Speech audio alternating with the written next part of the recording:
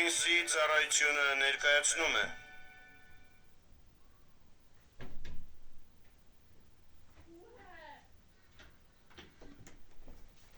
Ազատագրություն անեծքից։ Մաս Այս թեմայի վերաբերյալ որոշակի ճշմարտություններ Աստված խորությամբ ինձ սովորեցրել է վերջին 5 տարիների ընթացքում, որոնք հեղափոխել են իմ կյանքը, ինչպես նաև շատերի կյանքը, որոնց արտոնություն եմ ունեցել ծառայել այս ճշմարտությամբ։ Որոշ տեղերում, որտեղ ծառայել եմ, հարցրել եմ մարդկանց, թե ցանկանում են արդյոք օգտվել այս ճշմարտությունից, որն Աստված ընձեռնում է իրենց։ Մարդկանց շուրջ 95%-ը ցանկություն է հայտնել ընդունել դա, եւ մենք տեսել ենք, թե ինչպես են մարդիկ արմատապես փոխվել։ Հիշում եմ, երբ տարիներ առաջ այս մասին խոսում էի Զամբիայում, Կենտրոնական Աֆրիկայում։ Վերջում ինձ մոտեցավ մի տղամարդ։ Աֆրիկացիները սովորաբար աղքատ են, սակայն այս տղամարդը բավականին լավ էր հագնված եւ կրթված էր։ Նա գետնին ընկավ եւ եթե թույլ տայի, ոտքերս կհամբուրեր։ Հետո նա կանգնեց, նա մոտ 40 տարեկան էր, եւ ասաց. «Իմ ողջ կյանքում տառապել եմ եւ դժբախտ եմ եղել, երջանիկ օր չեմ ունեցել»։ Հետո նա ավելացրեց. «Բայց երբ աղոթեցի ձեզ հետ, իմ մեջ ամեն բան փոխվեց, ամբողջովին ազատագրվեցի ցավից, ես ուրիշ մարդ եմ դարձել»։ Ուրեմն այս պատգամի մեջ զորություն կա։ Տեղին կլիներ անդրադառնալ Գաղատացիս 3:13 եւ 14 խոսքերին, որոնք այս պատգամի հիմքն են։ Գաղատացիս 3:13 եւ 14 խոսքերը։ Քրիստոսը մեզ օրենքի անեծքից գնեց, մեզ համար անեծք լինելով, որովհետև գրված է. «Փայտից կախված ամեն ոք անիծյալ լինի, որպեսզի Աբրահամի օրհնությունը հեթանոսների մեջ Հիսուս Քրիստոսով լինի, որպեսզի մենք Սուրբ Հոգու խոստումը հավատքով ընդունենք»։ Այս խոսքերը մեզ հայտնում են այն փոխանակման մասին, որը տեղի ունեցավ, երբ Հիսուսը գանված էր խաչին։ Համաձայն 5 կտակարանի Ղևտացիների գրքի, ով մահանար ծառից կախված, անեծք էր դա։ Այսպիսով, երբ Հիսուսը կախվեց ծառից, որը խաչն էր, նա անեծք դարձավ։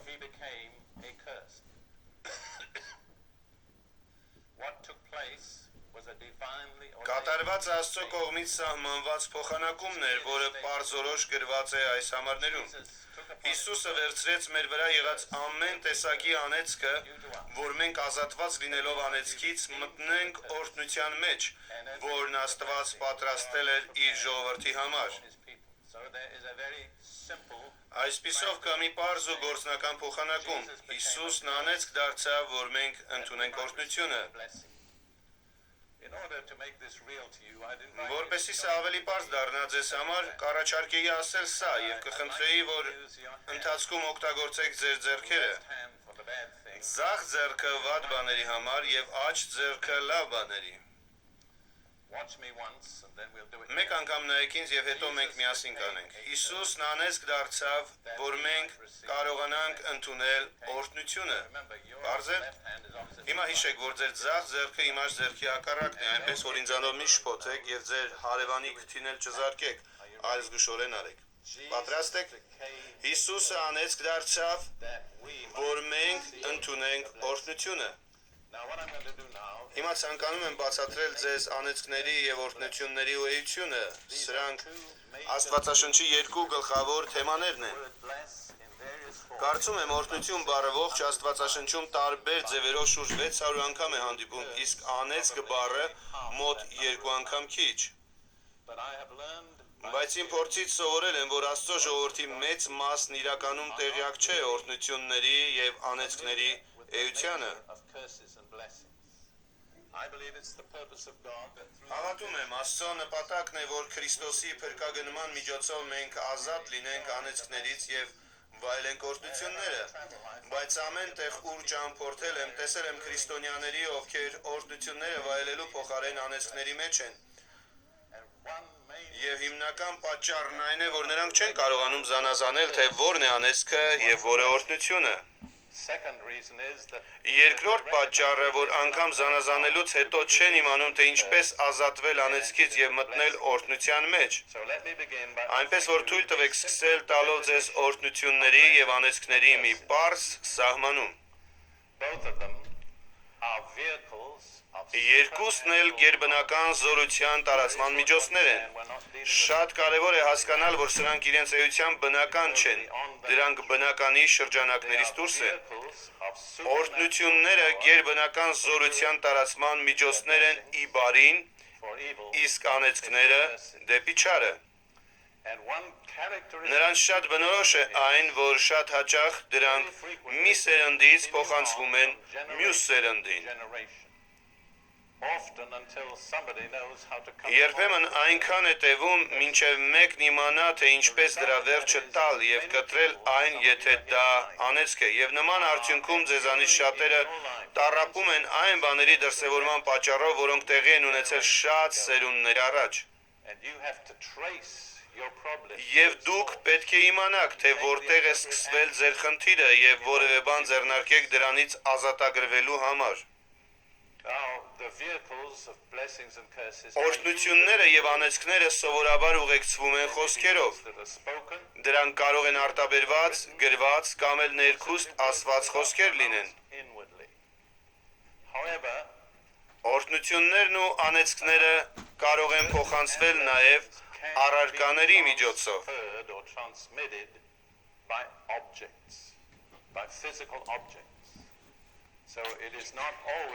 Այնպես որ միշտ չէ, որ այն կապված է խոսքերի հետ։ Մի պարզ օրինակ։ Հաղորդության ժամանակ, որն ընդունում ենք մենք որպես քրիստոնյաներ, Պողոսն ասում է, որ օրհնության այն բաժակը, որը մենք օրհնում ենք, չէ, որ հաղորդություն է Քրիստոսի արյանը։ Այսպիսով այդ բաժակը, որը ֆիզիկական առարկա է եւ որի մեջ գինի կա, Աստված այն օրհնության է փոխակերպում մեզ համար։ Հին կտակարանում բազմաթիվ օրինակներ կան, թե ինչպես առարկայի միջոցով կարող է անեծքը փոխանցվել մարդուն։ Մասնավորապես Մովսեսի օրենքի համաձայն, եթե կնոջը կասկածում էին իր ամուսնու հանդեպ անհավատարմության մեջ, մի յուրահատուկ թեստ կար։ Քահանան կնոջը խորան էր տանում, անեծք էր գրում մի կտավի վրա, հետո լվանում էր այդ անեծքի կտավը եւ թանաքը լցնում ջրով լի բաժակի մեջ։ Այդ կնոջը ստիպում էին խմել այդ ջուրը եւ իր վրա անեծք հռչակել։ Եթե նա անմեղ էր, նրա հետ ոչինչ տեղի չէր ունենում եւ նրա ամուսինը այլևս իրավունք չուներ մեղադրելու նրան։ Սակայն եթե նա մեղավոր էր, նրա մարմնի հետ սարսափելի բաներ էին կատարվում։ Ես ուղղակի մի օրինակ եմ բերում, թե անեծքն ինչպես կարող է փոխանցվել առարկաների միջոցով, տվյալ դեպքում մեկ բաժակ ջրի միջոցով։ Այս ճշմարտությանը ես հասել եմ իմ անձնական փորձի միջոցով։ Հազիվ թե քարոզեմ մի բանի մասին, որն ուղղակի տեսություն լինի։ Գրեթե ամեն ինչ, ինչի մասին ուսուցանում եմ, վերապրել եմ իմ անձնական կյանքով եւ հատկապես այս պատգամի վերաբերյալ։ Անձնական 3 օրինակ կբերեմ, որոնք մշտապես անհանգստացրել են ինձ։ Դա միանգամից չի եղել, այս ճշմարտության ճանաչումը քայլ առ քայլ է ինձ տրվել։ Եվ ես կարծում եմ, որ Աստված վերահսկել է իմ կրթությունը, թույլ տալով, որ որոշակի փորձառություն ձեռք բերեմ եւ գործ ունենամ որոշակի դեպքերի հետ, որոնք բացել են իմ աչքերը այս բաների վերաբերյալ։ Վերադառնալով 1960-ականների վերջը, երբ ապրում էի Ֆլորիդայի Ֆորթ Լոդերդեյլ քաղաքում, իմ առաջին կնոջ Լիդիայի հետ, ես իմ մայրական պապից ժառանգություն էի ստացել չինական արվեստի եւ մշակույթի զանազան առարկաներ։ Պապս բրիտանական բանակի սպա էր եւ 1904 թվականին բրիտանական կառավարության կողմից որպես էքսպեդիցիոն կորպուսի հրամանատար ուղարկվում է Չինաստան այսպես կոչված բոքսյորային ապստամբությունը ճնշելու։ Նա այնտեղից վերադառնում է իր հետ բերելով չինական տարբեր առարկաներ։ Հետո մայրս դրանք տալիս է ինձ որպես ժառանգություն։ Դրանց մեջ կային 4 շքեղ ասեղնագործ հրեշներ եւ ամեն մեկը առանձին կտավի վրա, որոնց գույներն ուղղակի սքանչելի էին։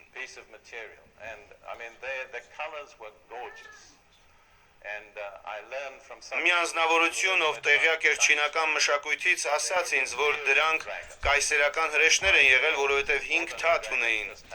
Սովորական հրեշները 4 թաթ ունեն, իսկ կայսերականները 5։ Ես շատ մտերիմ էի իմ պապի հետ, որի պատճառով էլ այդ հրեշները շատ թանկ էին ինձ համար։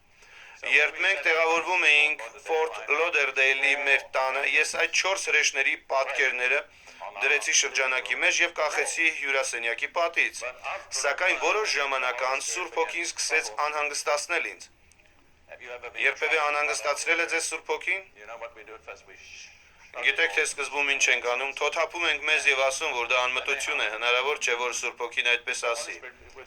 Այնուամենայնիվ Սուրբ Հոգին ինձ ցույց տվեց, թե ըստ Աստվածաշնչի հրեշն իրենից ինչ է ներկայացնում։ Ես բավականին լավ գիտեի Աստվածաշունչը, որ հասկանայի, թե հրեշը պարզորոշ ներկայացնում է սատանային, Հայտնության 12-րդ գլխի 9-րդ խոսքից սկսած։ Այնուհետև նա ասաց ինձ, արդյոք պատվաբեր է քեզ Տիրոջ ծառային, որ հյուրասենյակի պատից կախված լինի մի պատկեր, որը գովազդում է սատանային։ Որոշ ժամանակ պայքարում էի սրա դեմ, բայց հետո ասացի, լավ Տեր, դու հաղթեցիր, ես կազատվեմ այդ հրեշներից։ Եվ ես արեցի դա եւ արեցի Աստծուն հնազանդվելու համար։ Եվ դրա արդյունքը բավականին հիշարժան էր։ Մինչ այդ ժամանակը իմ ֆինանսական դրությունը միջին մակարդակի վրա էր։ Ես շրջում քարոզում եմ եւ դրա համար պարգևատրություններ էի ստանում, դա ծածկում էր մեր կարիքները, սակայն մենք չէինք կարողանում որևէ խնայողություն անել։ Նաեւ իմ ընտանիքի մեջ տարօրինակ բաներ էին կատարվում։ Ես դժվարություններ ունեի կնոջս հետ փոխհարաբերության մեջ, այդ ժամանակ ծնողներիցս բավականին խոշոր գումար ժառանգություն ստացա, սակայն որոշ մարդկանց անպատասխանատվության պատճառով այդ ժառանգությունը որոշ ժամանակով սառեցվեց։ Եվ երբ ազատվեցի այդ հրեշներից, սկսեցի հասկանալ, որ իմ բարեկեցության մակարդակը փոխվեց։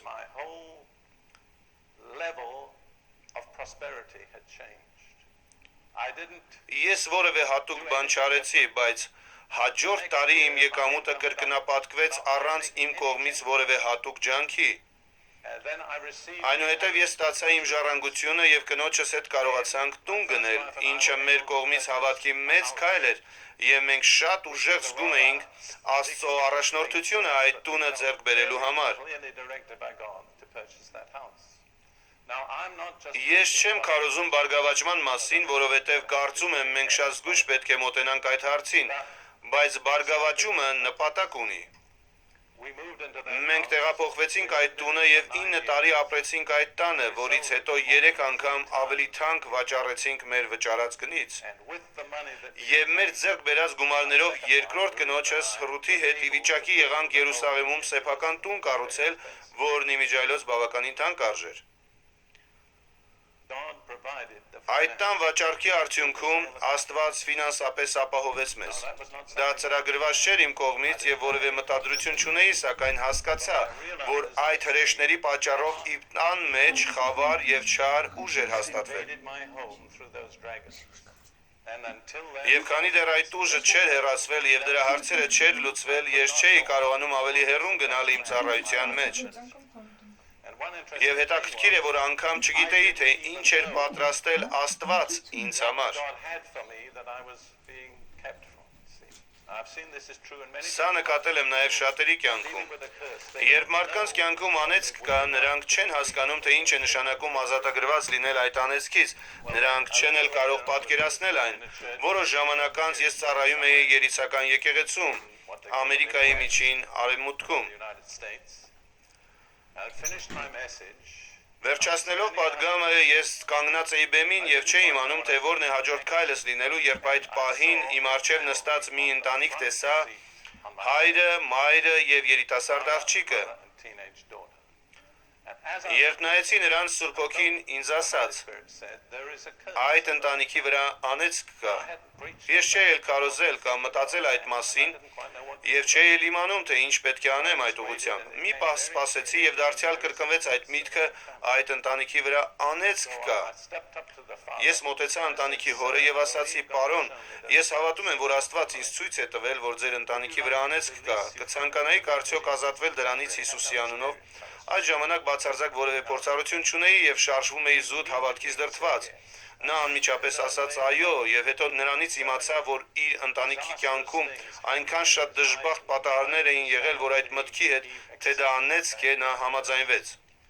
Այնուհետև բարձրաձայն մի կարճ աղոթք ասացի, այդ ընտանիքին արձակելով անեծքից։ Եվ երբ ասացի Հիսուսի անունով, այդ ընտանիքի յուրաքանչյուր անդամի մոտ ֆիզիկական տեսանելի դրսևորում հայտնվեց, թեպետ եւ ես նրանցից ոչ մեկին ձեռքով չէի հպվել։ Ետ քաշվեցի եւ տեսա, որ այդ ընտանիքի երիտասարդ աղջկա ոտքը կոնքից մինչեւ ոտքի ծայրը գիպսի մեջ էր։ Կրկին մոտեցա հորը եւ հարցրի. «Կցանկանաք, որ աղոթենք ձեր աղջկա ոտքի բժշկության համար»։ Եվ նա անմիջապես պատասխանեց. «Այո, բայց դուք պետք է իմանաք, որ վերջին 18 ամսվա ընթացքում նրա նույն ոտքը 3 անգամ կոտրվել է եւ բժիշկն ասել է, որ այն այլևս չի ապակիվի։ Եթե ես այսօր լսեի, որ ինչ-որ մեկի ոտքը 18 ամսվա ընթացքում 3 անգամ կոտրվել է, չէի էլ կասկածի, որ դա անեծք է»։ Այդ ժամանակ ասացի. «Այն ինչ կարող եմ անել, դա ոտքն իմ ձեռքերի մեջ պահելն ու պարզ աղոթք ասելն է, ինչեւ արեցի»։ Մի քանի շաբաթ անց այդ մարդուս նամակ ստացա, որը շնորհակալություն էր հայտնում եւ հատուկ նշում,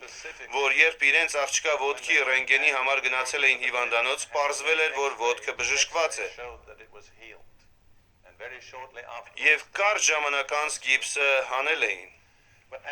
Երբ մտածեցի սրա մասին, հասկացա, որ այդ ընտանեկան անեծքը, որն Աստված ցույց տվեց, արգելք էր իրենց աղջկա ոտքի բժշկության համար,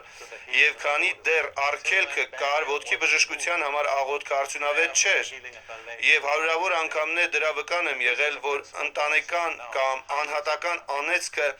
Աստծո ժողովրդի համար կարող է Աստծո սահմանած օրհնությունների անտեսանելի արգելք լինել։ Իմ դեպքում հրեշներից ազատվելը ֆինանսական բարգավաճում եւ Աստծո կամքի հայտնություն բերեց։ Այդ աղջկա դեպքում օրհնությունը ոտքի կոտրվածքի բժշկվելն էր, որին արգելք էր հանդիսանում անեծքը։ Դրանից հետո ես սկսեցի ուսուցանել այդ մասին եւ որոշ ձայնագրություններ կատարեցի, որոնց մեջ նաեւ 3 պատգամներից բաղկացած շարք, որը կոչվում էր «Անեծքներ, պատճառը եւ բժշկությունը»։ Դրանք սկսեցին տարածվել եւ ես զարմանահրաշ վկայություններ էի ստանում այն մասին, թե ինչ էր կատարվում ոչ միայն առանձին մարդկանց կյանքում, այլև ամբողջ եկեղեցիներում։ Այդ 3 ձայներիզները հայտնվել էին Հարավային Աֆրիկայում։ Ռութն ու ես մեկնեցինք Հարավային Աֆրիկա, Քեյփթաուն եւ հանդիպեցինք մի հրեա կնոջ, որն ընդունել էր Հիսուսին որպես իր Մեսիա եւ Փրկիչ։ Եվ այս պատմությունը անմիջապես իրենից լսեցինք։ Նա բավականին փորձառու քարտուղարուհի էր եւ բարձր աշխատավարձով աշխատանք է ունենում մի ընկերությունում։ Որոշ ժամանակ անց նա հայտնաբերում է, որ այդ ընկերության թե նախագահը եւ թե մյուս աշխատակիցները ներգրաված են մի տարօրինակ աղանդի մեջ, որը ղեկավարվում է մի գուրու կնոջ կողմից։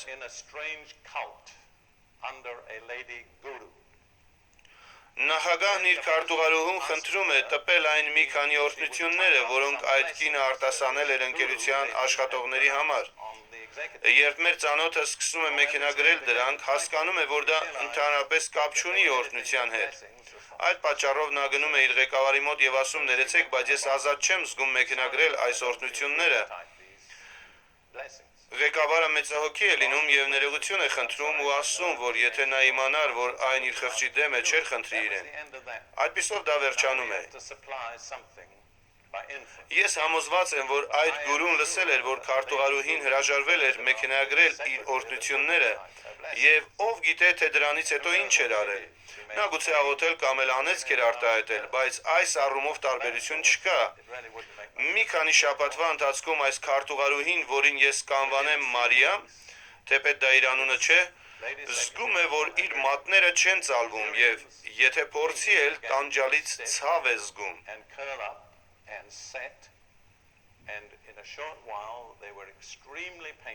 Նա ասում էր, որ այդ ցավը աննկարագրելի էր։ Նա ստիպված է լինում առանձին քնել իր ամուսնուց, որովհետև երբ ամուսինը մի կողմից մյուս կողմն է շրջվում ու անկողինը շարժում, մատների մեջ անասելի ցավ է զգում։ Նա գնում է բժշկի եւ ռենտգենի արդյունքում պարզվում է, որ դա ռևմատիկ արտրիտ է։ Որոշ իմաստով նա հաշմանդամ է դառնում։ Մեկ այլ կին խարիզմատիկ շարժումից ստանում է իմ 3 ձայներիզները եւ զգում, որ Մարիամը պետք է լսի դրանք։ Չեմ կարծում, որ Մարիամը ոգևորվում է դրանցով, որովհետև նա բավականին կասկածամիտ անձնավորություն էր եւ մտածում է, որ անեծքները միջնադարյան երևույթ են։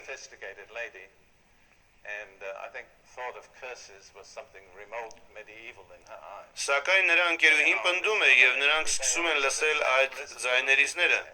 Երրորդ ձայներիզի վերջում ես մարդկանց համար աղոթում եմ ազատագրության աղոթքով, որի արդյունքում մարդիկ ազատագրվում են իրենց կյանքում եղած տարբեր անեծքներից։ Երբ սկսվում է այդ աղոթքը, ձայներիզի ժապավենը ծամծմվում է։ Ոչ առաջ է գնում, ոչ ետ, եւ հնարավոր չի լինում այն հանել ձայնագրիչից։ Դրանում մի գերբնական բան է լինում։ Մարիամն ասում է, ուրեմն ես չեմ կարող աղոթել, սակայն նրա անկոտրում ընկերուհին ասում է, «Ո ոչ, ես այդ աղոթքը տպագրել եմ քեզ համար եւ ինձ հետ բերել»։ Այսպիսով նա համոզում է Մարիամին հակառակ նրա կամքի եւ ասում, «Կարդա այս աղոթքը»։ Այդ աղոթքն ամենաշատը 3 րոպե է զբաղեցնում։ Այսպիսով Մարիամը հնազանդությամբ կարդում է աղոթքը։ Եվ կարդալու ընթացքում նրա մատները եւ ձեռքերն ամբողջությամբ ազատվում են արթրիտից եւ որևէ հետք չի մնում։ Նա կրկին գնում է բժշկի մոտ եւ վերջինս բժշկական վկայություն է տալիս նրա բժշկված լինելու մասին։ Ահա թե ինչ եմ ցանկանում ընդգծել։ Նա չաղոթեց բժշկության համար։ Նա չէր էլ մտածում այդ մասին։ Նա ուղղակի ազատագրվեց անեծքից եւ երբ անեծքը վերցվեց, հիվանդությանը տեղ չմնաց։ Հասկանում եք, սա անտեսանելի արգելքի եւս մի օրինակ է։ Այժմ ցանկանում եմ կանգ առնել օրհնությունների եւ անեծքների դրսեւորման կերպերի վրա։ 5 կտակարանում մի ամբողջ գլուխ ամբողջությամբ նվիրված է օրհնություններին եւ անեծքներին։ Ձեզանից ով գիտի, թե որ գլուխն է դա։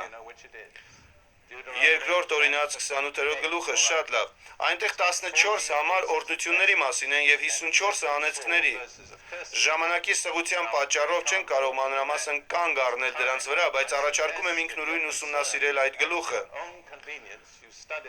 Ես բազմաթիվ անգամներ եմ ուսումնասիրել այն եւ իմ եզրակացություններն եմ առաջարկում ձեզ, բայց խնդրում եմ ինքներդ քննեք։ Դա այդպես է թե ոչ։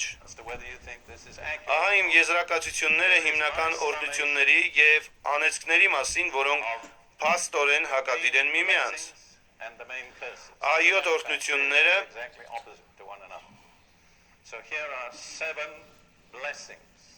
Առաջին, բարձրացում,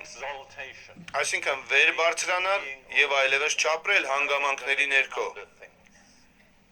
Երկրորդ, ես օգտագործում եմ վերարտադրողականություն բառը։ Ես չկարողացա ավելի համապատասխան բառ գտնել, բայց սա այն մարդն է, ով Աստծո ներկայության մեջ պտղաբեր է իր կյանքի ամեն բնագավառում։ Երրորդ, առողջությունը։ Չորրորդ,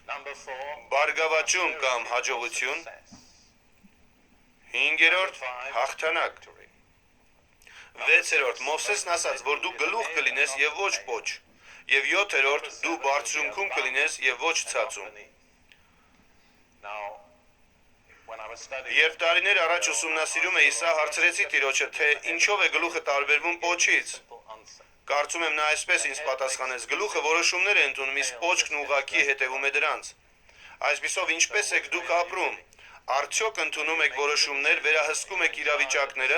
թե պոչի պես աջ ու ձախ եք պտտվում այն իրավիճակների եւ ուժերի ներքո, որոնք հասկանալի չեն ձեզ համար եւ չեք էլ կարող վերահսկել դրանց։ Եթե դուք պոչ եք, ապա ամենայն հավանականությամբ անեծքի տակ եք։ Չեմ ասում, որ այս բոլոր օրհնություններն այդ պատճառով են առաջանում, սակայն դուք ինքներդ պետք է զանազանեք։ Այս ոլորտում միայն մեկ փորձագետ կա եւ նրա անունը ոչ թե Դերեկ Պրինց է, այլ Սուրբ Հոգի։ Հենց նա է, որ անձնապես կարող է ձեզ ցույց տալ։ Ես կարող եմ ընդհանուր ճշմարտություն քարոզել, բայց դուք պետք է կոնկրետ մեկնություն ստանաք Սուրբ Հոգուց։ Հիմա եկեք նայենք անեծքներին, որոնք բացարձակ հակադիր են։ Նվաստացում, անպտղաբերություն, կարող եմ ասել, որ անպտղաբերությունը գրեթե միշտ ինչ-որ կերպ կապված է անեծքի հետ։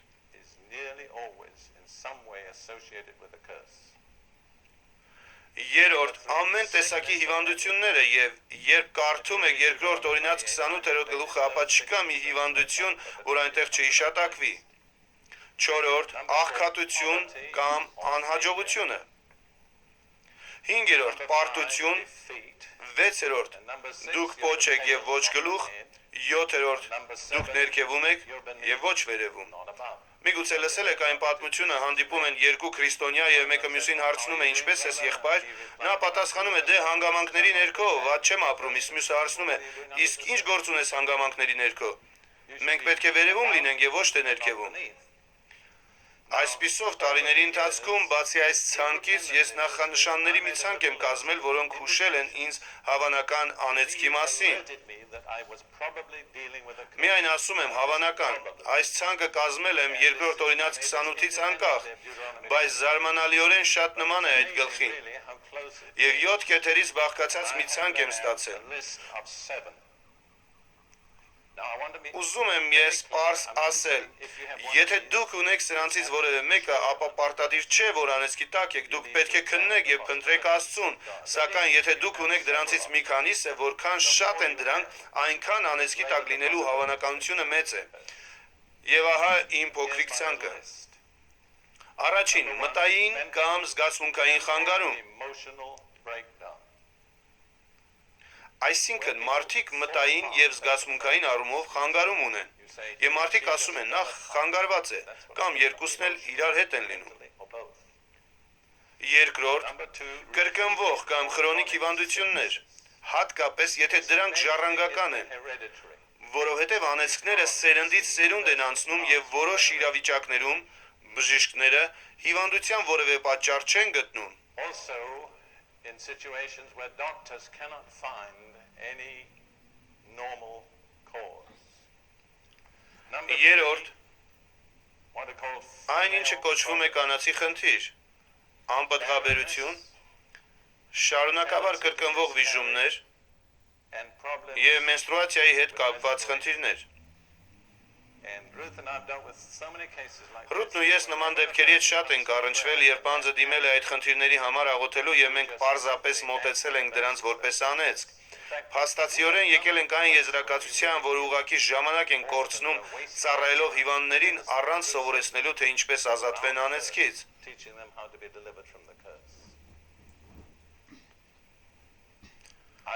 Մի անգամ խնդրեցինք, որ ովքեր կանացի խնդիրներ ունեն, կանգնեն մի գծով,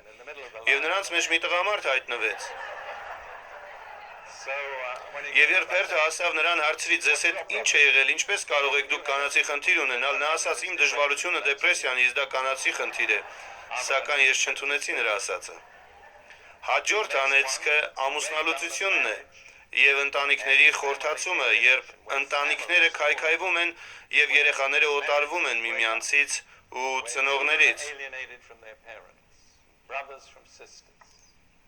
Այստեղ անեծքի հավանականությունը շատ մեծ է։ Հաջորդը ֆինանսական անբավարարությունն է։ Ուզում եմ զգուշորեն արտահայտվել։ Կարճատև աղքատությունը կարող է փորձություն լինել, որի միջոցով Աստված է ցանկանում անցկացնել ձեզ։ Բայց եթե միշտ ձեզ չի բավարարում եւ երբեք բավարար միջոցներ չեք ունենում, միշտ հազիվ եք ծայրը ծայրին հարցնում, ապա կարծում եմ, որ հավանաբար անեծքի տակ եք։ Հաջորդն այսպես է հնչում. դժբախտ պատահար։ Այլ խոսքով դուք այն մարդկանցից մեկն եք, ում հետ միշտ դժբախտ բաներ են լինում։ Սա այնքան իրական է, որ ապահովագրական կազմակերպությունները սա անպայման հաշվի են առնում, եթե դուք պատահարների առումով բարձր ռիսկի տակ եք։ Ես նկատի ունեմ, որ անբնական է, երբ ամեն անգամ մայթն անցնելուց դուք կոտրում եք ձեր ոտքի կոճը, կամ էլ ամեն անգամ ձեր կինը մեքենայի դուռը փակում է ձեր մատին եւ նման բաներ, կամ էլ փոքր միջատները միշտ հենց ձեր աչքի մեջ պետք է մտնեն։ Սա բնական չէ, երբ այն մշտապես շարունակվում է։ always going on. Եվ վերջապես ինքնասպանություններ եւ անբնական մահեր ընտանիքի պատմության մեջ, եթե դրանք հաճախ են տեղի ունեցել։ Frequency of those things in a family. Թույլ տվեք մեկ անգամ եւս համառոտ կրկնել այս ցուցակը։ Մտավոր կամ զգացմունքային խանգարում, No breakdown. շարունակաբար կրկնվող կամ քրոնիկ հիվանդություններ, հատկապես երբ դրանք ժառանգական են, կանացի խնդիրներ, ամուսնության քայքայում եւ ընտանիքի խորթացում, ֆինանսական անբավարարություն, Deficiency. դժբախտ պատահարներ, Prone. ինքնասպանության եւ անբնական մահերի դեպքեր ընտանիքում։ And unnatural deaths. Սա բոլորը չէ։ Everything. Դրա համար ես կփորձեմ նաև տալ ընդհանուր պատկերը, որովհետև շատ բաներ, որոնք անեծքի արդյունք են, չեն գտնվում այս ցուցակում։ The result of a curse that are not in that list. Եվ ահա թե ինչ են բացահայտել տարբեր մարդկանց հետ աշխատելու արդյունքում։ Կարելի է ասել, որ անեծքը երկար, չար ձեռք է անցյալից։ From the past. Եվ հնարավոր չէ որոշել, թե որքան հեռավոր անցյալից է դա գալիս։ Stretched out. Այն հայտնվում է ամեն անգամ, երբ դուք պետք է հասնեք հաջողության, այդ չար ձեռքը ձեզ ետ է քաշում։ This evil arm trips you up. Եվ դուք ստիպված եք սկսել ամենը նորից, դուք նորից առաջընթաց եք ապրում, սակայն կրկին սայթաքում։ Եվ սա դառնում է ձեր կյանքի պատմությունը։ Դուք գուցե զարմանաք, թե որքան շատ են այսպիսի պատմությունները, որ մարդիկ են պատմել ինձ։ So many times. Որքան շատ են ասել, այ դա կատարվել է իմ պապի հետ, տպավորություն է ստեղծվում, որ այն միշտ ուղեկցել է իմ ընտանիքուն։ Or another. Կամ մեկ այլ պարզ պատկեր, անցյալից եկող մութ ստվեր, որը ձեր կյանքի վրա է եւ ծածկում է Աստծո օրհնությունների լույսը։ Side of God's blessing. Դուք տեսնում եք, թե ինչպես մյուսները քայլում են արևի լույսի ներքո եւ գիտեք, որ այն այստեղ է եւ իրական, բայց կարծես արևն իր ողջ զորությամբ չի փայլում ձեզ վրա։ Fully on you. Եթե այս ասվածներից որոշները վերաբերվում են քեզ, ապա կարիք ունես Աստծուն փնտրելու, որպեսզի այս падգամի ընթացքում Սուրբ Հոգին ցույց տա, թե որն է քո կոնկրետ կարիքը, իրավիճակը կամ խնդիրը։ Or problem is. Now in Առակաց 26-րդ գլխի 2-րդ համարում հեղինակը մի շատ կարևոր բան է ասում։ the writer of Proverbs makes a very important statement. He says, Անգլերեն թարգմանությունում այն այսպես է հնչում. ինչպես որ ճնճղուկը թրթռում է եւ ծիծեռնակը թրջում է, այնպես էլ անեծքը զուր տեղը կամ առանց պատճառի չի կատարվում։ Այլ խոսքով, եթե անեծ կա, ապա դրա ետևում միշտ պատճառ կա։ there's something that causes Կա մի բան, որն առաջացնում է այդ անեծքը։ helping people that Իմ փորձառության ժամանակ մարդկանց օգնելիս հասկացել եմ, որ շատ հաճախ օգտակար եւ երբեմն անհրաժեշտ է հայտնաբերել անեծքի պատճառը, այնպես որ ես հիմա ցանկանում եմ որոշ ժամանակ հատկացնել դիտարկելու անեծքների աստվածաշնչյան պատճառները։ causes of curse. Սա բավականին ծանր թեմա է եւ այն կշարունակվի նաեւ մեր հաջորդ զրույցի ժամանակ։ Beyond the present session into the next session. Եկեք անդրադառնանք երկրորդ օրինաց 28-րդ գլխին, որտեղ թվարկված են օրհնությունների եւ անեծքների գլխավոր պատճառները։ Three causes, both of blessings and curses. Եվ ի ուրախություն մեզ դրանք շատ པարզ են։ Ահա թե ինչ է ասվում երկրորդ օրինաց 28-րդ գլխի առաջին երկու համարներում։ Եվ եթե քո Եհովա Աստծո ձայնին ուշադրությամբ լսես, որ զգուշավորությամբ կատարես նրա բոլոր պատվիրանները, որոնք ես այսօր քեզ պատվիրում եմ, քո Եհովա Աստված էլ քեզ երկրի բոլոր ազգերից գերազանց կանի, եւ այս բոլոր օրհնությունները քեզ վրա կգան եւ քեզ կհասնեն, եթե քո Եհովա Աստծո ձայնը լսես։ Ջեյմս Թագավորի թարգմանությունն ասում է, եթե ուշադրությամբ լսես քո Աստծո ձայնը, ամբողջ Աստվածաշունչն է համակված այս մտքով, եթե ուշադրությամբ լսես Աստծո ձայնը։ Սա շատ ճշգրիտ թարգմանություն է, որովհետև եբրայերենում լսելը երկու անգամ է կրկնվում։ Եթե դու լսելով լսես քո Տեր Աստծո ձայնը եւ անես այն, ինչ նա է ասում, Emphatic to the voice of the Lord your God and do այնպես որ շատ པարզ է ասված։ Բոլոր օրհնությունների հիմնական պատճառը Աստծո ձայնը լսելը եւ նրա ասածն անելն է։ to God's voice and do Իսկ անեծքների հիմնական պատճառը դրա հակառակն է։ all curses is Նույն գլխի 15-րդ խոսքում գրված է. verse 15.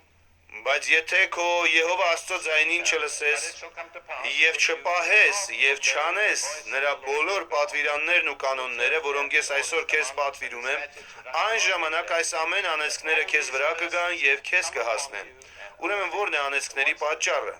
Աստծո ձայնը չլսելը եւ նրա ասածը չանելը։ not doing what he said. Ահա այս երկու հիմնական սկզբնապատճառները կամ արմատները։ Root problem. Օրհնությունների սկզբնապատճառը Աստծո ձայնը լսելն ու նրա ասածն անելն է, եւ անեծքների սկզբնապատճառը Աստծո ձայնը չլսելը եւ նրա ասածը չկատարելը։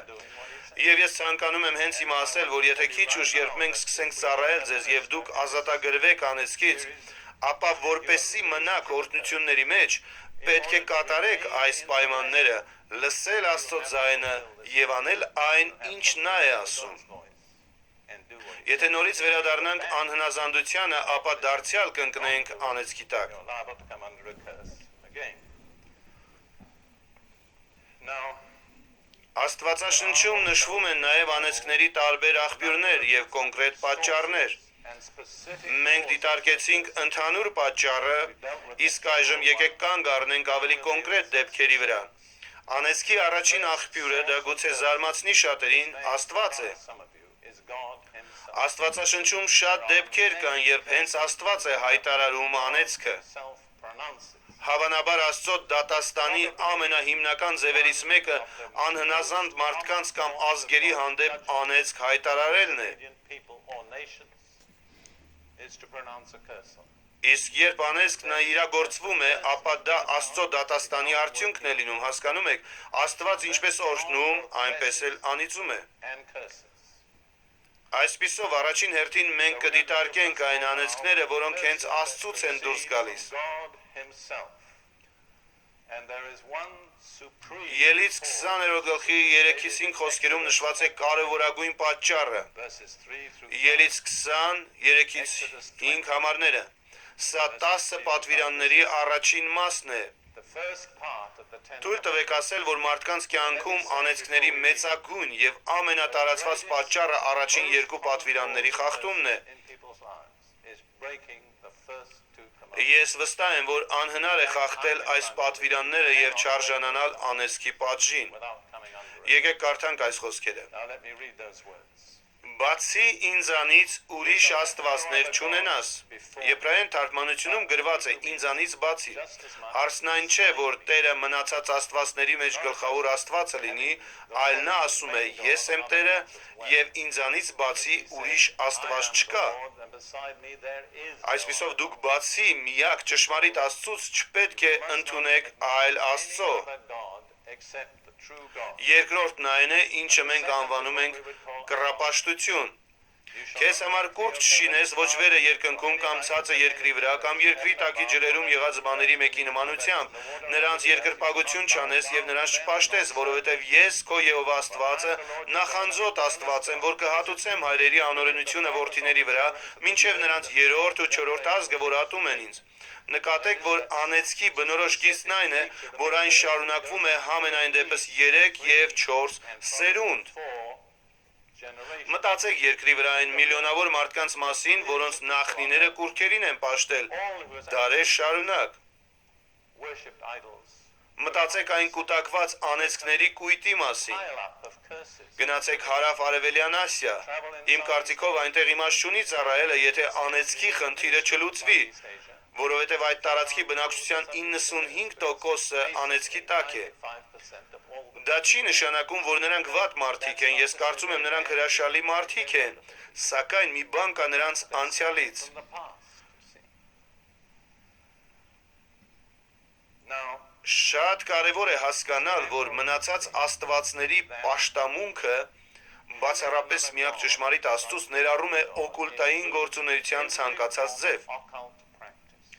Այս երեկո ես ժամանակ չունեմ անդրադառնալ օկուլտային կամ կախարդության բոլոր հնարավոր ձևերին, քանի որ դրանք անթիվ են, բայց ամեն անգամ, երբ միակ ճշմարիտ Աստծուն դիմելու փոխարեն դուք դիմում եք այլ աղբյուրի, ապա իրականում այդ աղբյուրը դարձնում եք ձեր Աստվածը։ Այսպիսով, եթե դուք գուշակի եք դիմում ձեր ապագան իմանալու համար,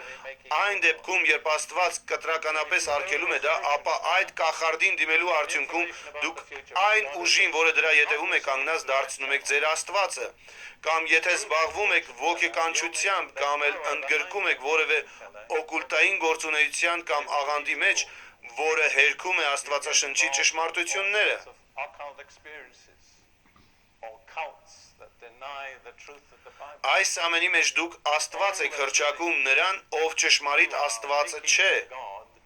who is not the Այնպես որ շատ կարևոր է նշել, որ առաջին երկու պատվիրանների խախտման արդյունքում եղած անեծքները ներառում են անեծքի բոլոր տեսակները։ every form of occult.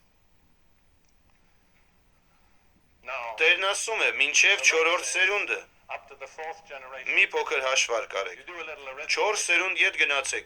Մեզանից յուրաքանչյուրը 30 նախնի ունի։ Ancestors. Ով կարող է լիարժեք վստահությամբ ասել, որ մեր այս 30 հարազատներից ոչ մեկը երբևէ կախարդության մեջ ներգրաված չի եղել։ Կարծում եմ շատ քչերը։ Օրինակ ես չեմ կարող նման համոզվածությամբ ասել։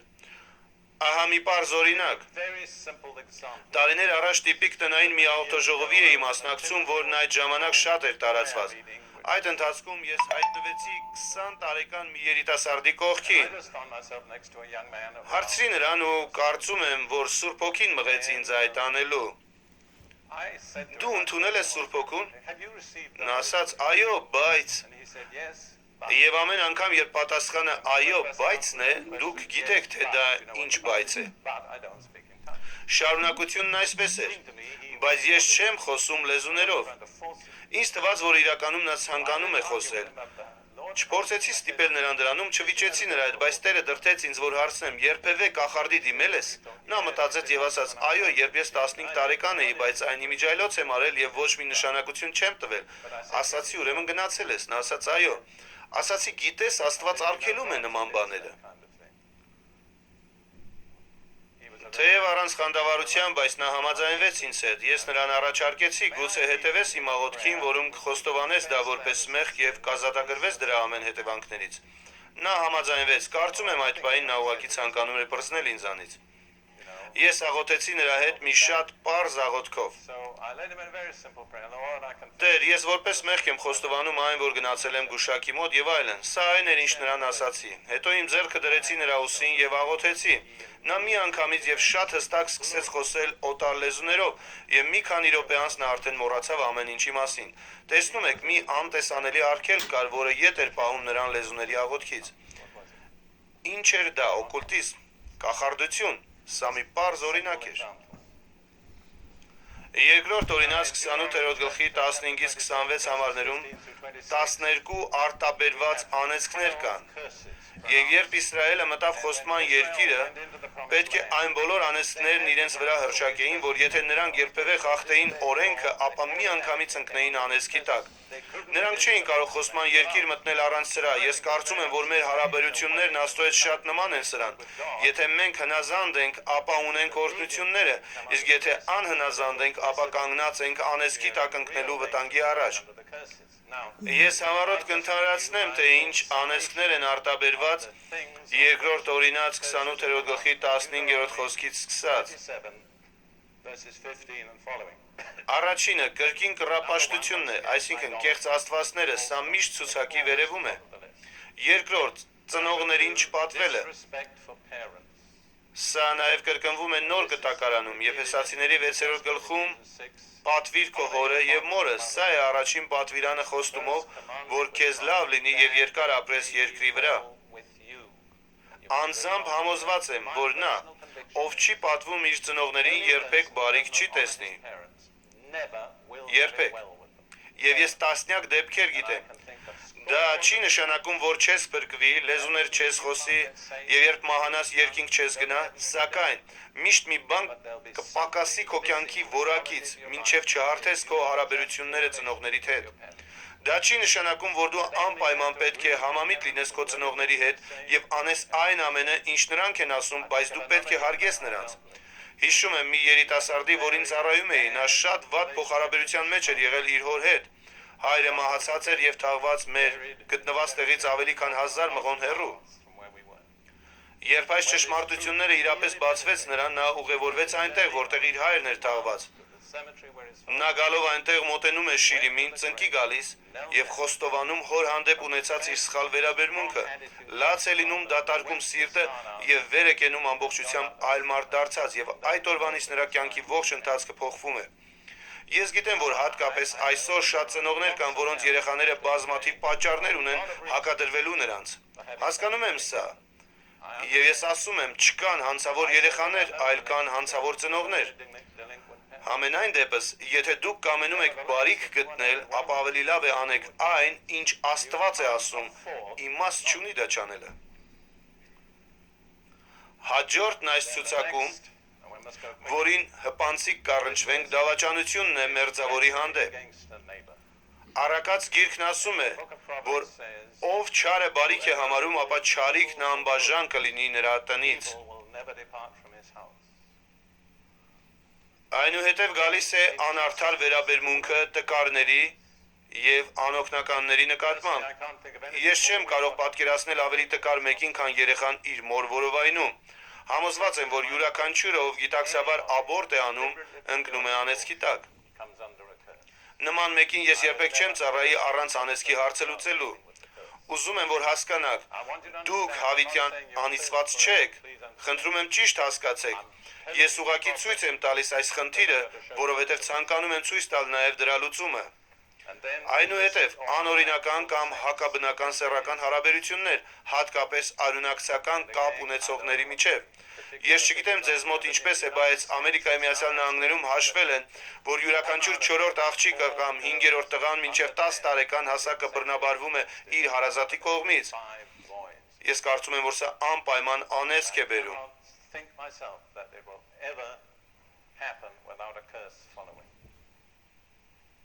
Այնուհետև այս ցուցակից մենք անցում կկատարենք Ծննդոց 12-րդ գլխին, որտեղ Աստված կանչում է Աբրահամին։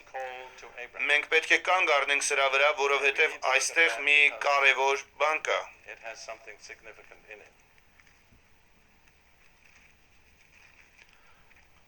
Աստված կանչում է Աբրահամին, նրան տարբեր բաներ է խոստանում, եւ երրորդ խոսքը այս կանչի ավարտն է։ Նա այսպես է ասում. «Եվ քեզ օրհնողներին կօրհնեմ, եւ քեզ անիծողներին կանիծեմ»։ Այստեղ եւ օրհնություն կա եւ անեծք։ Ես կարծում եմ, սա անհրաժեշտ էր, որովհետեւ երբ Աստված որևէ մեկին ընտրում է օրհնության համար, ապա այդ մարդը դառնում է սատանայական ամեն տեսակի ուժերի թիրախը։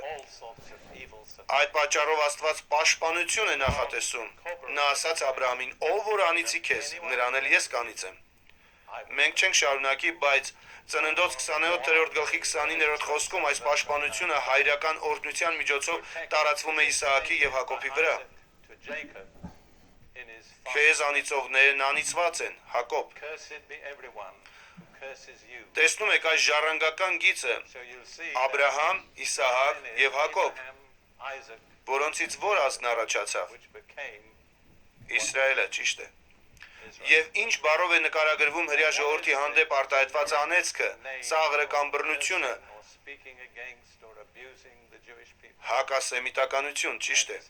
Իմ անձնական կարծիքով հակահրեականությունը գրեթե միշտ ուղեկցվում է անեծքով ինչպես առանձին անհատի, այնպես էլ մի ողջ ժողովրդի հանդեպ։ Եթե դուք նայեք վերջին 19 դարերի պատմությանը, ապա կտեսնեք, թե ինչպես է մի ազգը մյուսի ետևից ընկել անեծքի տակ, որովհետև նրանք անիծել են հրեաներին։ Հռութն ու ես մի հրաշալի ընկեր ունենք, որը Հայֆայում ծնված պաղեստինցի արաբ է եւ Ամերիկայի քաղաքացի։ Մի քանի տարի առաջ նա հուզիչ հանդիպում է ունենում Հիսուսի հետ։ Ես ներկա եմ գտնվել նրա Սուրբ Հոգով մկրտվելու ժամանակ։ Մինչ ապաշխարելը նա միլիոնատեր էր, իսկ փրկվելուց հետո, լսեք ինձ, նա սննկացավ։ Նա Աստծուն հարցնում է. «Աստված, ինչ ես անում ինձ հետ»։ Իսկ Աստված պատասխանում է. «Ես լուծում եմ քո հպարտության խնդիրը»։ Բայց Աստված նաև մի կարևոր բան է ցույց տալիս նրան, այն, որ նա եւ իր նախնիները մշտապես անիծել են հրեա ժողովրդին։ Եվ հավատացեք ինձ, ես ապրել եմ Պաղեստինի արաբների մեջ, դա նրանց համար նորմալ երևույթ է։ Հիմնականում բոլորն էլ դա անում են, բացառությամբ ոմանց։ Աստված ցույց է տալիս նրան, որ եթե վերջինս փոխի իր վերաբերմունքը, նա կվերականգնի օրհնությունները։ Նա ապաշխարում եւ խնդրում է, որ Աստված իրեն սեր տա հրեա ժողովրդի հանդեպ։ Եվ հիմա թեկուզ նա պաղեստինցի արաբ է, սակայն ավելի իսրայելամետ է, քան շատ հրեաներ։ Այժմ նա մուլտիմիլիոնատեր է։ Տեսնում եք, թե որքան կարևոր է գտնել ձեր կյանքում գործող պատճառները։ Այնուհետև մի շատ կարևոր անեծք կա, որն արտահայտվել է Երեմիա մարգարեի միջոցով, որը մի քանի կարճ բառերից է կազմված։ Ինձ թվում է, թե հաճախ մենք պարզապես առանց ուշադրություն դարձնելու անցնում ենք դրանց կողքով։ Երեմիայի 17-րդ գլխի 5 և 6-րդ խոսքերը։ Այսպես է ասում Տերը. «Անիծյալ լինի այն մարդը, որ մարդու է ապավինում և մարմինն իրեն բազուկ շինում և իր սրտով խոտորում Աստծուց։ Նա Մոշենու պես պիտի լինի անապատում և պիտի բարիքը եկած ժամանակ չտեսնի և պիտի բնակվի անապատի այրված տեղերում, աղի և անբնակ երկրում»։ Խնդրում եմ, նկատեք, որ սա շատ հստակ նկարագիրն է այն մարդու, ով անեծքի տակ է։ Օրհնությունները նրա շուրջն են, բայց նա ապրում է աղի երկրում։ Անձրևն ամեն տեղ գալիս է, բայց նրա վրա չի թափվում։ Ո՞րն է այդ անեծքի պատճառը։ Հույսը մարդու վրա դնելը և մարմինն իրեն բազուկ շինելը։ Սուրբ Գիրքն ասում է, որ այդ մարդու սիրտը հեռանում է Աստծուց։ Այլ խոսքով, ահա մի մարդը, ով ճանաչել է Աստծո գերբնական օրհնությունները և շնորհը և այդքանից հետո շրջվում է իր սեփական ջանքերին, մեջքով դառնալով Աստծո շնորհին։ Հենց սա է անեծք բերում։ Խնդրում եմ, որ խորեք այս մասին, բայց ես կասեի, որ այսօր սա ներկա եկեղեցու մեծագույն խնդիրներից մեկն է։ Եկեղեցու բոլոր գլխավոր շարժումների գրեթե մեծ մասը, որոնք մենք գիտենք եւ որևէ մեկի անունը չեմ տա, սկսվել են Սուրբ Հոգու գերբնական այցելության եւ աշխատանքի շնորհիվ։ Հակառակ դեպքում նրանք չէին էլ մնա պատմության մեջ, սակայն այսօր նրանց մեծ մասը հեռացել է Աստծո գերբնական զորությունից եւ շնորհքից ու սկսել հուսալ սեփական զորությանն ու կարողությանը։ Եվ հենց այս պատճառով նրանք անեծքի տակ են։ Կարծում եմ, որ սա քրիստոնեական եկեղեցու մեծագույն խնդիրներից մեկն է, որ երբ մենք պետք է օրհնության տակ լինենք, ապա անհնազանդության պատճառով համաձայն Երեմիայի 17-րդ գլխի 5-րդ խոսքի անեծքի տակ ենք հայտնվում։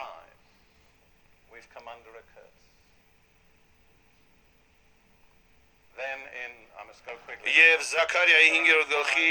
առաջին 4 համարներում Զաքարիան թռչող գիրք է տեսնում, որը պատած էր անեծքներով։ Դրա մի կողմում անեծք էր գրված գողերի, իսկ մյուս կողմում սուտ երթում տվողների համար։ Տեսիլքի ժամանակ այդ անեծքը մտնում է մարդու տուն, սկսում այնտեղ ապրել եւ ամբողջ տունը քանդվում է։ Տեսնում եք, սա է անեծքի էությունը։ Այն ազդում է ոչ միայն մի կոնկրետ տարածքի վրա, այլև քայքայիչ ազդեցություն ունի շրջապատի մեջ։ Այնպես, որ մենք պետք է հաշվի առնենք այս։ Երբ հաջորդ անգամ լրացնեք ձեր եկամուտների հայտագիրը, իսկ ես գիտեմ, որ դա անխուսափելի է, հաշվի առեք, որ եթե դուք անկեղծ չեք, ապա ձեզ անեծքի տակ եք դնում, որովհետև դուք հայտնելու եք, թե իբր ձեր լրացրածն անկեղծ է եւ այլն եւ այլն։ Գիտեք, որ Միացյալ Նահանգներում առանձին ապրանքների արժեքը 10%-ը ապահովագրական ծախսն է գողության դեմ։ Ուղղակի մտածեք, թե որքան տարբեր կլիներ մեր վիճակը, երբ մարդիկ գողություն չանեին։ Հիմնականում այդպես կարելի է լուծել նաև սղաճի խնդիրը։ Տեսնում եք, թե որքան իրական է այս անեծքը, այն ազդում է ամբողջ ազգի վրա։ Այժմ նայենք Մաղաքիայի 3-րդ գլուխը։ Կարծում եմ, որ մենք պետք է անդրադառնանք սրան։ Մաղաքիայի 3-րդ գլխի 8-ից 10 համարները։ Միթե մարդ ասում կխաբի ու դուք ինձ խաբում եք, բայց դուք ասում եք, ինչ բանում են քեզ խաբում։ Տասանորդում եւ ընծայում անեծքով դուք անիծված եք, որովհետեւ դուք ինձ խաբում եք, բոլոր ազգդ։ Բոլոր տասանորդը տարեք գանձատուն, որ իմ տանը պաշար լինի եւ ինձ փորձեք սրանով, ասում է զորաստերը, թե արդյոք չեմ բանալ ձեզ համար երկնքի պատուհանները եւ օրհնություն թափի ձեզ համար, մինչեւ որ նրա համար տեղ չլինի։ Ես չեմ սովորեցնում, որ բոլորը պարտավոր են տասանորդ տալ, որովհետև հասկանում են, որ նոր կտակարանը ոչ թե օրենքի, այլ շնորհ։ Բայց ես կասեի ձեզ, որ շնորհը մեզ ավելի առատաձեռն պետք է դարձնի, քան օրենքը։ Մենք ավելի լավ ուխտ ունենք հաստատված ավելի լավ խոստումների վրա։ Միթե կարծում եք, որ այս հիմքով մենք ավելի քիչ կարող ենք տալ, քան իսրայելցիները։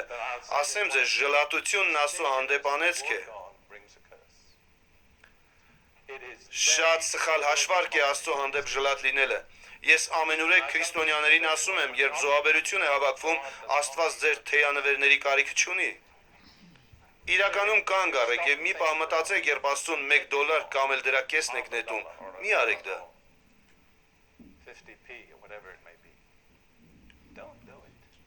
Դուք պարտավոր չեք տալ, բայց դուք Աստծուն եք տալիս։ Իրականում, ինչպես ասացի, նա ձեր թեյանվերների կարիքը չունի։ There's such irreverence. Եկեղեցում այնպիսի անարգալից վերաբերմունք կա զոհաբերության հանդեպ, մենք պետք է հասկանանք, որ զոհաբերությունը Աստծուն պատվելու մի մասն է, եւ դա պետք է պատկառանքով արվի։ Պետք է ասեմ, որ մինչև իմ ուղնուցուսն անգլիացի եմ, եւ իմ սեփական ժողովրդի համար կարող եմ ասել, որ մեծ Բրիտանիան իր վրա անեծք է բերել, որովհետեւ անգլիացի քրիստոնյաները հիմնականում փակ ձեռն են։ No, I think Փառք Աստծո, որ սա փոխվում է։ Ես կարծում եմ, որ մեծ Բրիտանիայի համար նոր օրեր են գալիս, բայց ես վերապրել եմ սա։ Շուրջ 10 տարի ես հովվական ծառայություն եմ անցկացրել Անգլիայում։ Անգլիայի եկեղեցու խորհրդի նշանաբանը սա էր՝ պահիր նրան խոնարհության մեջ, իսկ մենք հոգ կտանենք նրա աղքատության համար, եւ նրանք իրականում կատարում են սա։ and then in Galatians Եկեք նայենք Գաղատացիներին առաջի գլուխը։ Galatians 1. Here is another Ահա մի խոսք, որ իր հզոր ազդեցությունն ունի եկեղեցու վրա։ that affects the church. Պողոսը խոսում է այն ավետարանի մասին, որը գերբնական ձևով է հայտնվել իրեն Հիսուսի միջոցով։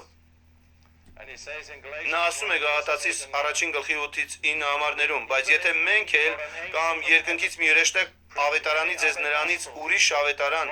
քան թե որ մենք ավետարանեցինք ձեզ նզովված լինի։ accursed. Ինչպես առաջ ասացինք եւ հիմա դարձյալ ասում եմ, եթե մեկն ավետարանի ձեզ նրանից ուրիշ, քան որ դուք առակ նզովված լինի։